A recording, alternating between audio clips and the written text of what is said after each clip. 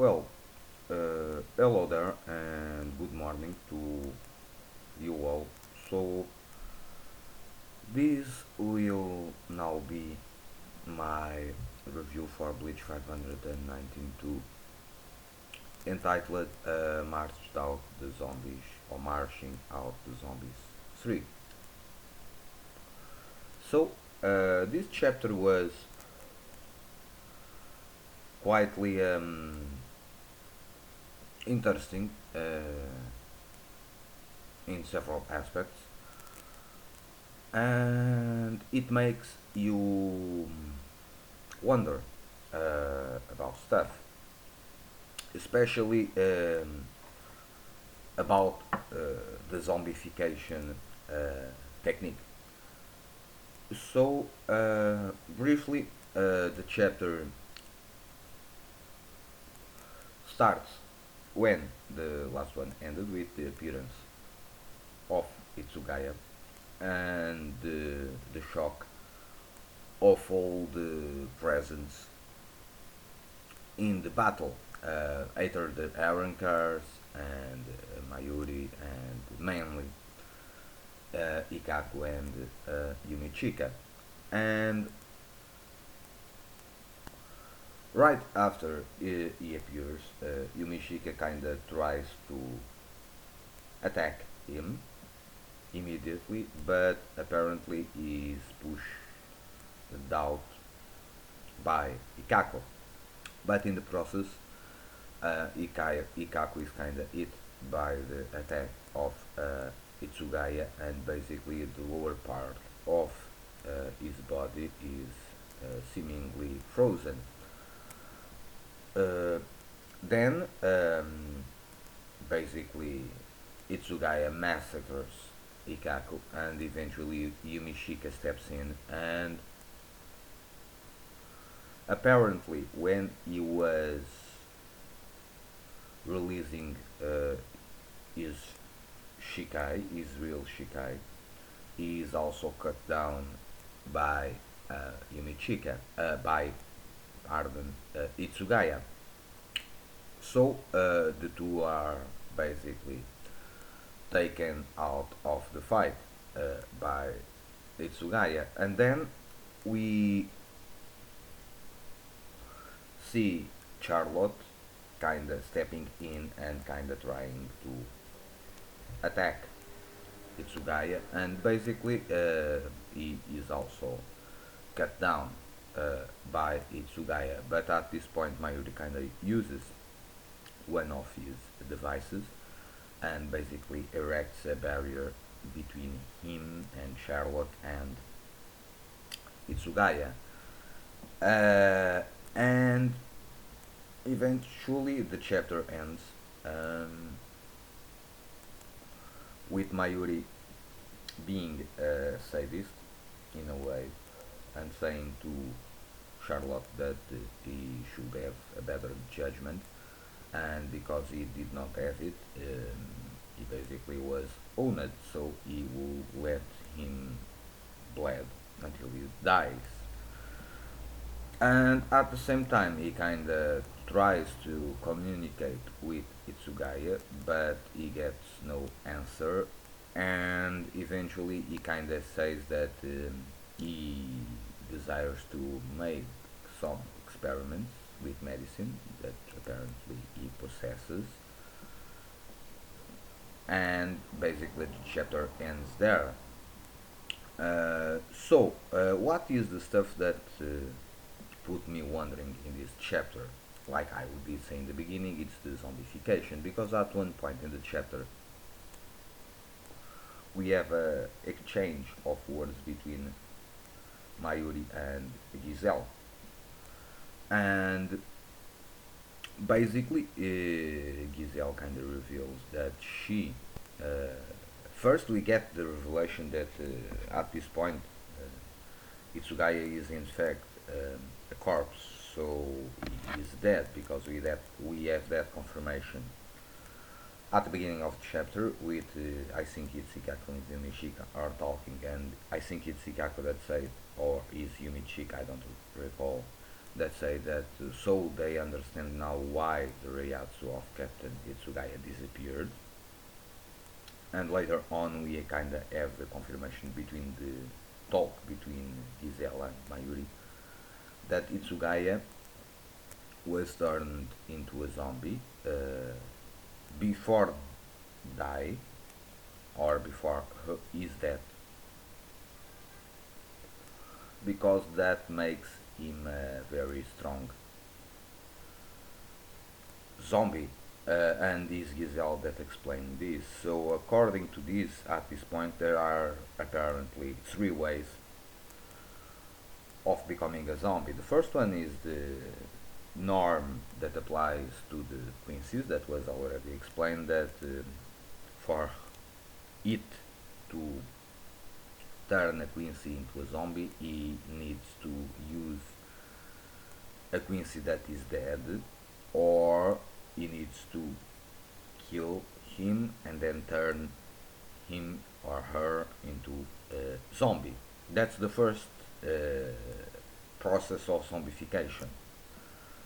Then apparently we have the second one, that when Giselle kind of allows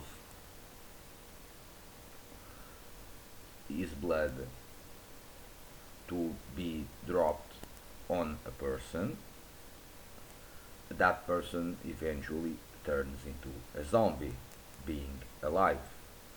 And by the conversation between Mayuri and Giselle, there are a third way to become a zombie.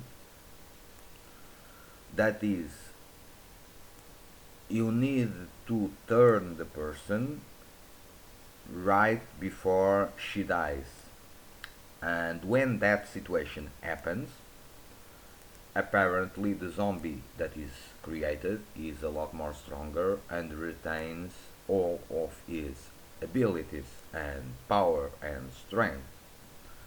So apparently these are the three ways so far to be turned into a zombie by Giselle power. So, but this kind of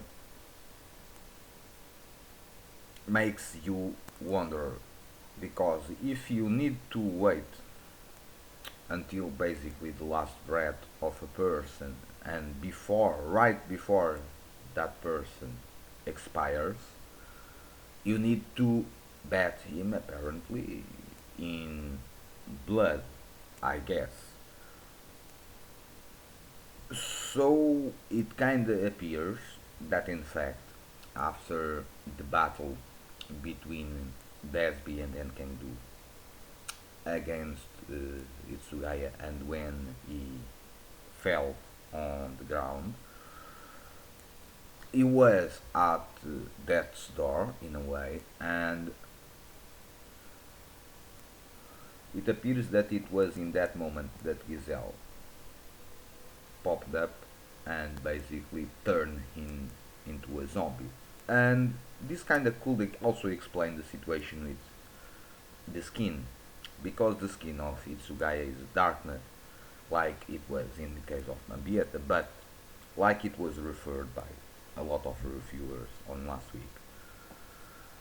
The normal Shinigami do not have any skin change, so this could imply the different power of the ability that was used.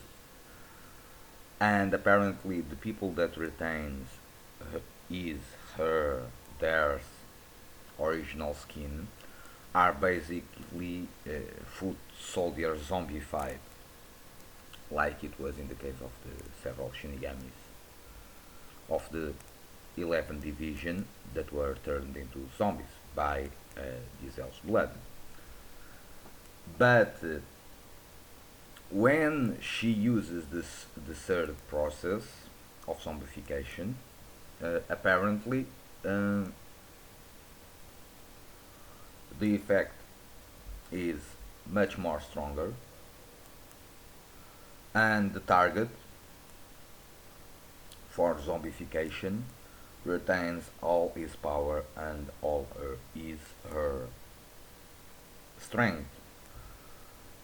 So that was interesting, in my opinion, to kind of understand apparently, or in my uh, reading of the chapter, that kind of gives more in depth to the powers of Giselle besides the several explanations that were already done.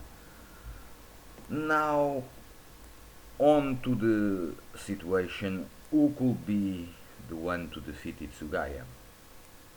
Well, at this point we know that Ishigo, Chad and Orihime are on their way to the Soul Palace, so they could not be the ones to do it. Yoruichi, I don't know if she did go with Ishigo or if she stayed in the Serite or the Vandentire. So, and since all the other captains and vice captains were engaged in combat, because it kind of appears in that way, that Byakuya, Rukia, Renji, Itsugaya, Izagi, Izagi, Renji, Byakuya, Rukia, they are still fighting the other group of princes. So this implies that either it will be Mayuri fighting uh, against Itsugaya as an extension to the battle between him and Giselle, because this is their battle, or someone else will appear to attack Itsugaya. I don't know, I guess that the three Arankars that remain, Dordoni, Cirucci, and Lupi, they could be eventually attacking Itsugaya, but from what we did see in this chapter, basically they will be owned by Itsugaya. So if that is the case, and if that is what will happen, only Mayuri and them will remain. So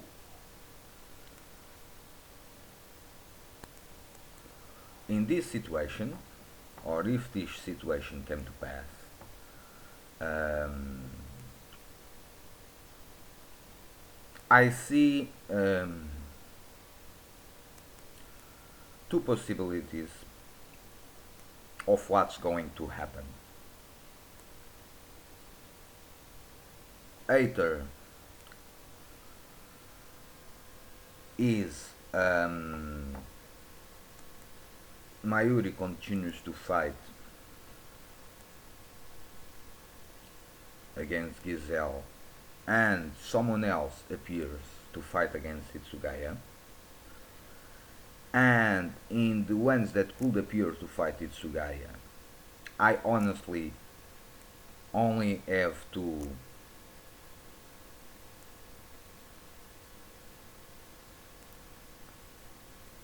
names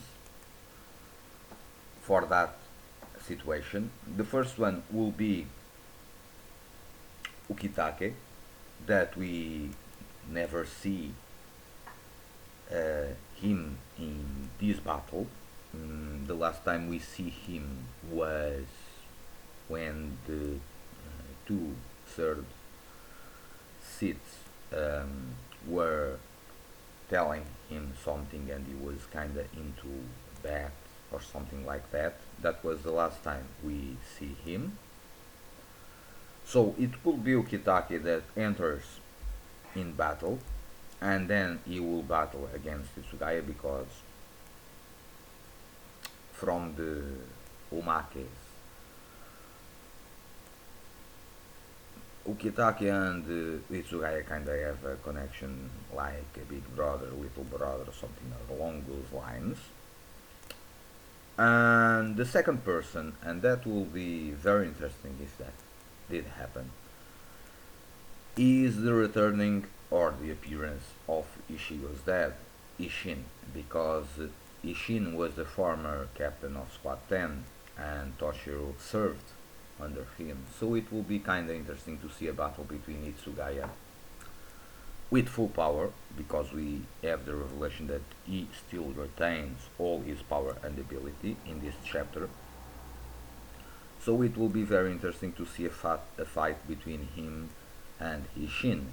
That from the little that we saw about his powers, is a fire type based Zanpakuto. So it will be a very interesting match if Kubo did goes that way, because we will have a fight between ice and fire. So it will be interesting if that does happen. In the last case, uh, I venture to say that it's possible that the Fullbringers could enter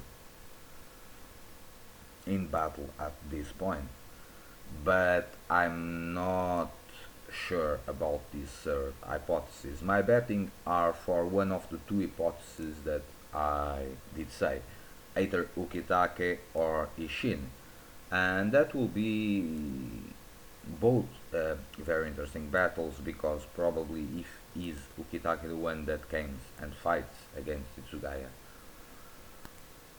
we could see more about his powers and abilities, because we know little about him, or we can see Ishin and kinda have a more in depth on his powers and what he can do. So maybe Kubo will decide to go that way, but this is just my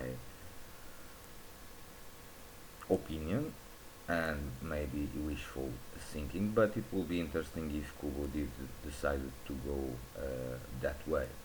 So, nonetheless, uh, this chapter was very interesting, and I don't know if next week we'll have a chapter or not, because I think there is something in Japan. I did watch someone video telling that probably next week there will be no chapter, but I'm not sure.